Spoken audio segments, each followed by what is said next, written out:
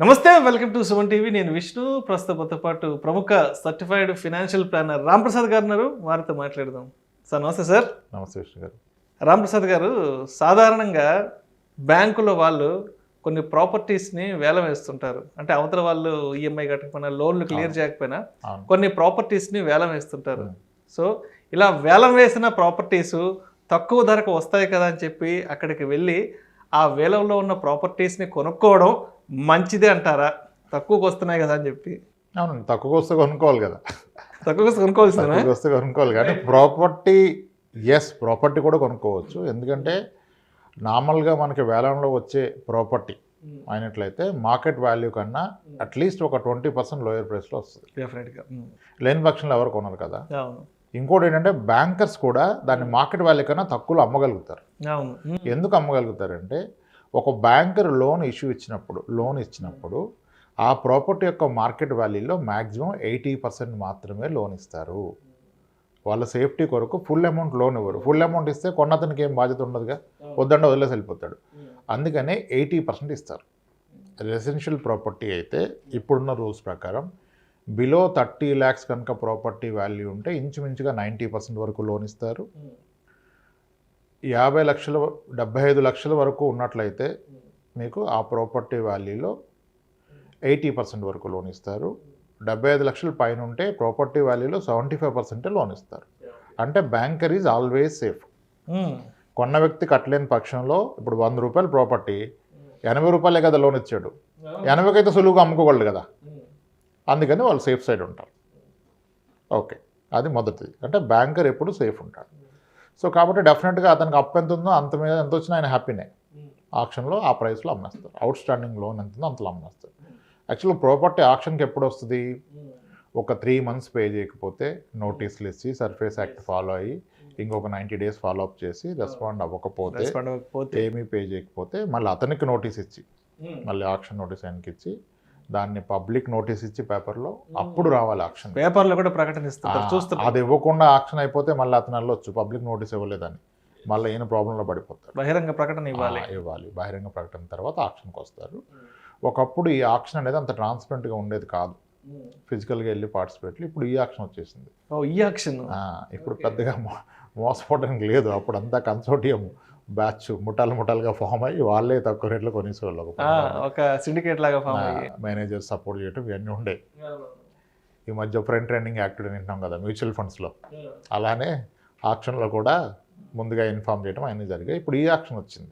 ఒక ప్రైస్ పెడతారు, వాళ్ళు పెట్టిన ప్రైస్లో 5% డిపాజిట్ చేసి పార్టిసిపేట్ చేయొచ్చు. ఎవరు హైయెస్ట్ బిడ్ చేస్తే వాళ్ళకి అలాట్ చేస్తారు.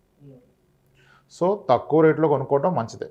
కానీ ఇక్కడ మనం తీసుకోవాల్సిన జాగ్రత్త అంటే ఫస్ట్ లీగల్.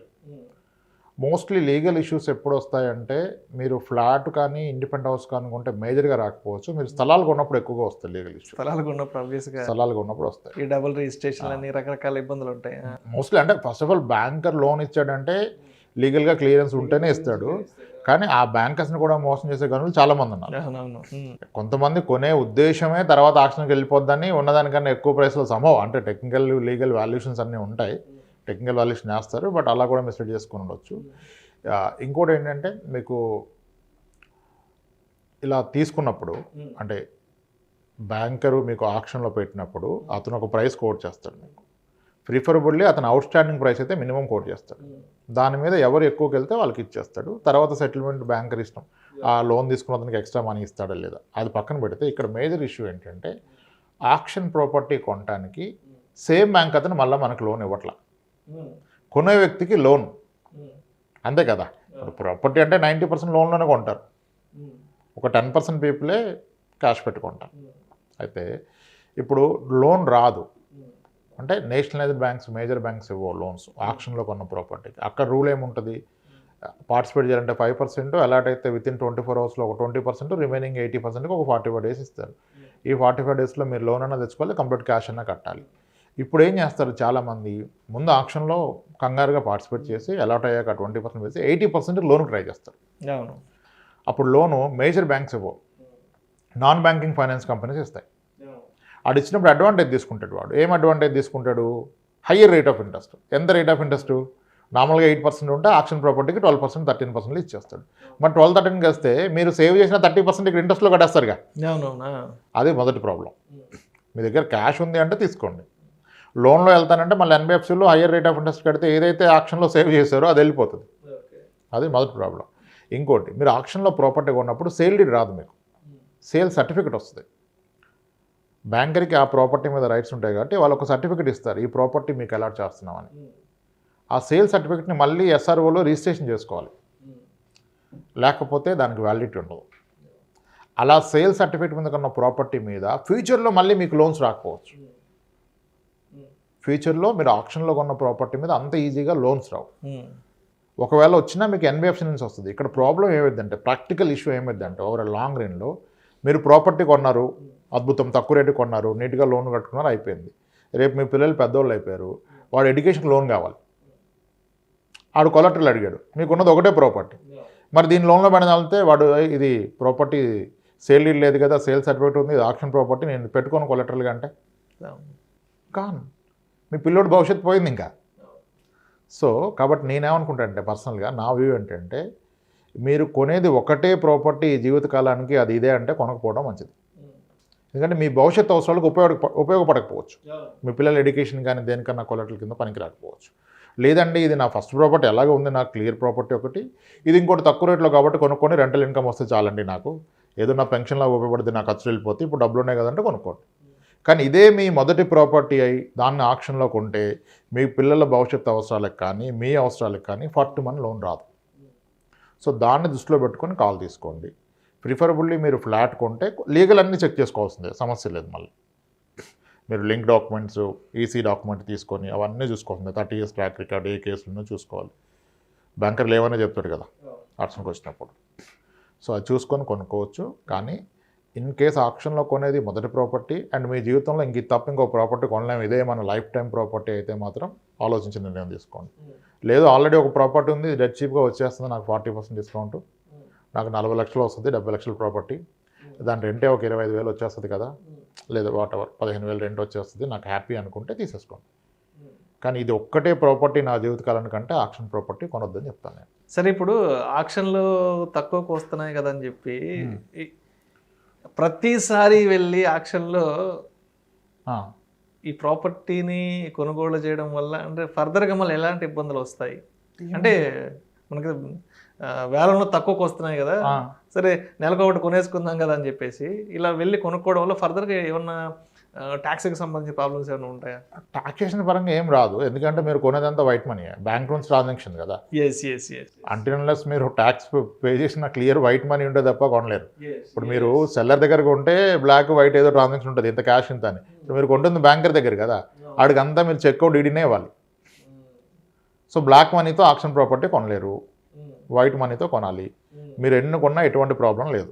ఎందుకంటే ఈ క్వశ్చన్ ఎందుకు అడుగుతున్నా అంటే, సాధారణంగా ఈ ప్లాట్లు కొనేవాళ్ళు, ఫ్లాట్లు కొనేవాళ్ళు 4-5 ఎన్నింటని కొంటూ ఉంటారు. కొంతమంది 10-15 మెయింటైన్ చేస్తుంటారు కదా. మరి ఇలా తక్కువకు వస్తున్నాయి కదా అని చెప్పి ఇష్టం వచ్చినట్లు కూడా కొనుక్కుంటూ వెళ్తే మంచిదా కాదా అన్న ఆ సందేహంలో ఈ క్వశ్చన్ అడిగాను. మంచిదా కాదా అంటే, యాక్చువల్లీ ఎక్కువ ప్రాపర్టీలు కొనేది ఎవరంటే భారీ ఇన్కమ్ ఉన్న వాళ్ళు కొంటారు. ఇప్పుడు ప్రాక్టీసింగ్ డాక్టర్స్ కానీ, సర్జన్స్ కానీ, వేరే వాట్ ఎవర్. ఇప్పుడు ఆఖరికి కరప్టెడ్ మనీ వచ్చినా, క్రైమ్ మనీ వచ్చినా ఏం చేయగలుగుతారండి? ఉన్న పలంగా 2 కోట్లు వచ్చి క్యాష్ పడితే ఏం చేయగలుగుతారు ఇంట్లో? అవునవునా. దెన్ బయింగ్ ప్రాపర్టీ ఏం కొనలేరు. అలా కొనాలంటే ఈ ప్రాపర్టీ కొనరు, ఓనర్ దగ్గర కొనుక్కోవాలి. బ్యాంక్ దగ్గర కొంటే కంప్లీట్ వైట్ ట్రాన్సాక్షన్ కదా, అలా కొనే అవకాశం ఉండదు. మీకు వైట్ మనీ ఉంటేనే కొనగలుగుతారు, బ్లాక్ మనీతో కొనలేరు, అన్అకౌంటెడ్ మనీతో కొనలేరు. సో అటువంటి ఇబ్బందులు ఏమీ రావు. సో ఎన్నైనా కొనుక్కోవచ్చు అయితే, ఉంటే కొనుక్కోవచ్చు. డబ్బుండి తక్కువకు వస్తున్నాయి కదా అని చెప్తే కొనుక్కోవచ్చు. ఇక్కడ మరో ముఖ్యమైన విషయం గుర్తుంచుకోవాలి. అసలు ఒక ప్రాపర్టీ లోన్లో తీసుకున్న వ్యక్తి ఎన్పిఏ వరకు వస్తే కూడా బ్యాంకర్ అమ్మేంత వరకు ఆయన ఏం చేస్తాడు? ఆయన అమ్ముకోవచ్చు కదా. ఇప్పుడు నేను ₹1 కోటి ప్రాపర్టీ కొన్నాను, బ్యాంక్లో తీసుకున్న లోన్ 80 లక్షలు, 2 ఏళ్ల పాటు కట్టాను, అందువల్ల 80 లక్షలు కాస్త తగ్గి 74 లక్షలు అయింది, 75 లక్షలు అయింది. మరి ఇప్పుడు నేను కట్టిన పక్షంలో బ్యాంకర్ ఆక్షన్కి వెళ్ళిపోతే అతను అమ్మేస్తాడు, నాకేమి రాకపోవచ్చు మోస్ట్లీ. మరి అప్పుడు నా ₹1 కోటి ప్రాపర్టీ 2 yearsలో 1 కోటి కాస్త 1,20,000 ఉండాలి కదా. అప్పుడు మన 75 లక్షలే ఉంటే అక్కడ దాకా ఎందుకైనా సరే ఈయన అమ్ముకోవాలి, ఈయన అమ్ముకోవాలి కదా యాక్చువల్గా. ఆ అమ్మలేని పరిస్థితి వస్తే కదా, అంటే ఎక్కడో కొంచెం మతలబు ఉండే అవకాశం ఉంది దాంట్లో. మోస్ట్లీ ఈయన కట్టలేని పక్షంలో ఈయన ఎవరికైనా నమ్మితే ఆ లోన్ ట్రాన్స్ఫర్ అయిపోతుంది. వేరే అతనికి లోన్ అంటే ఆ బ్యాంకర్ వేరే లోన్ ఇస్తాడు ఇదే ప్రాపర్టీకి, ఆడికి కావాల్సిన బ్యాంకర్కి రీపేమెంటే కదా. సో కాబట్టి కొంచెం జాగ్రత్తగా వాల్యుయేట్ చేయాలి. మోస్ట్ ఆఫ్ ద కేసెస్లో అక్కడ దాకా వస్తే ఓనర్ అమ్మేస్తాడండి, బ్యాంకర్ దాకా పోనివ్వడు. కొన్ని సపరేట్ పర్సన్లు ఎలా ఉంటాయంటే, ఇప్పుడు వ్యక్తికి ఏమన్నా అయింది, అతని వైఫ్ అమ్మలేకపోయింది, ఆ కేసెస్లో వెళ్తాయి. మోస్ట్లీ ఆక్షన్కి వచ్చాయంటే ఓనరు మరీ రిస్క్లో పడిపోవటం, హెల్త్ కండిషన్ బాగోకపోవటం, లేకపోవటం వలన వస్తాయి. ఎందుకంటే ఓనర్ అంత యాక్టివ్గా ఉంటే ఆయన అమ్మేసుకుంటాడు, బ్యాంకర్ని ఎందుకు అమ్మనిస్తాడు తక్కువ రేటుకి 70కి, కోటి 20 లక్షల ప్రాపర్టీని 70 లక్షలకి అలా వదులుకోరు. ఆ పాయింట్ కూడా చూసుకోవాలి. అసలు ఆక్షన్లో వచ్చిందంటే మీరు దాన్ని అనుమానించాలి, ఫస్ట్ ముందుగా అనుమానించాలి. ఇది అసలు ఇది కొనడం ఎంతవరకు సేఫ్? కొందరికి సెంటిమెంట్స్ ఉంటాయిగా, దాంట్లో ఎవరన్నా సూసైడ్ చేసుకొని ఉంటే ప్రాపర్టీలు ఆబ్వియస్గా బ్యాంకర్ చెప్పడు కదా. కొన్ని డెత్ మిస్టరీస్ కూడా కొన్ని ప్రాపర్టీస్ లో దాంట్లో ఏదైనా క్రైమ్ జరుగుండొచ్చు, అశుభాలు ఏమన్నా జరుగుండొచ్చు. దానివల్ల వాళ్ళు ఇంకా దాన్ని ఉంచుకోదలుచుకోలేదు. ఆ తెలిసిన వాళ్ళు ఎవరు కొనట్లేదు అక్కడ చుట్టుపక్కల, అందుకని లోన్ డిఫాల్ట్ చేసేస్తారు. ఇది ఇలా అలాగా మనం అమ్మలేము కాబట్టి బ్యాంకరే అమ్ముకుంటాడని డిఫాల్ట్ చేస్తారు. అవి కూడా చూసుకోవాలి. అంటే ఆక్షన్లో పార్టిసిపేట్ చేయడానికి ముందు మీరు రిక్కి నిర్వహించాలి అక్కడ. అంటే సాధారణంగా ఇలాంటి డౌట్స్ ఎక్కడ వస్తాయి అంటే వెహికల్స్ విషయంలో వస్తాయి. ఒక సెకండ్ హ్యాండ్ వెహికల్ కొంటున్నామంటే ఎందుకు అమ్ముతున్నారు ఏంటో, ఇంత ముందు అసలు ఈ వెహికల్ వల్ల ఏదైనా ప్రమాదం జరిగిందా, లేకపోతే ఇంకేదైనా అనర్థం జరిగిందా, వాళ్ళు అసలు ఎందుకు అమ్ముతున్నారు, మనం ఎంత కొనాలని కూడా, అంటే వెహికల్ విషయంలో సాధారణంగా ఇలాంటి డౌట్స్ అనేవి రైజ్ అవుతుంటాయి. ఇంటి విషయంలో కూడా డౌట్ రావాలి. మీరు ఆన్ ఫుట్ వెళ్ళి లొకేషన్ చూసుకొని ఆ సరౌండింగ్ చుట్టుపక్కల విచారించుకొని తీసుకోవాలి. ఇది కూడా ఇంపార్టెంట్ పాయింట్. తక్కువ రేట్లో జరగటం నిజం కావచ్చు కొన్ని కేసెస్లో, ఏదైనా తక్కువలో వస్తే దానికంటూ ఒక కారణం ఉంటుంది కదా, బలమైన కారణం. అసలు అది వేలం వేసే వరకు ఎందుకు వచ్చింది, ఫస్ట్ ఆ వ్యాలిడ్ పాయింట్ మన మైండ్లో పెట్టుకోవాలి. అతను కట్టలేకపోవడానికి కారణం ఏంటి, అది బ్యాంకర్ చెప్పడం. అవతల వాళ్ళు ఎంత కట్టలేకపోయారనేది బ్యాంకర్ చెప్తారు, కట్టలేదు కాబట్టి వేలం వేస్తున్నాము. అది కూడా చూసుకోవాలండి. మొదటగా ఆ పాయింట్ చూసుకొని దాంట్లో ఇబ్బంది లేని పక్షంలో అప్పుడు డిస్కౌంట్లో వచ్చింది కాబట్టి కొనుక్కోవచ్చు. Thank you sir, thank you so much Ramprasad గారు. బ్యాంకులో వేలం వేసిన ప్రాపర్టీస్ని కొనొచ్చా కొనకూడదా అనే అంశం గురించి చాలా క్రిస్టల్ క్లియర్గా, చాలా డీటెయిల్డ్గా మీ విశ్లేషణ తెలియజేశారు sir. Thank you so much sir.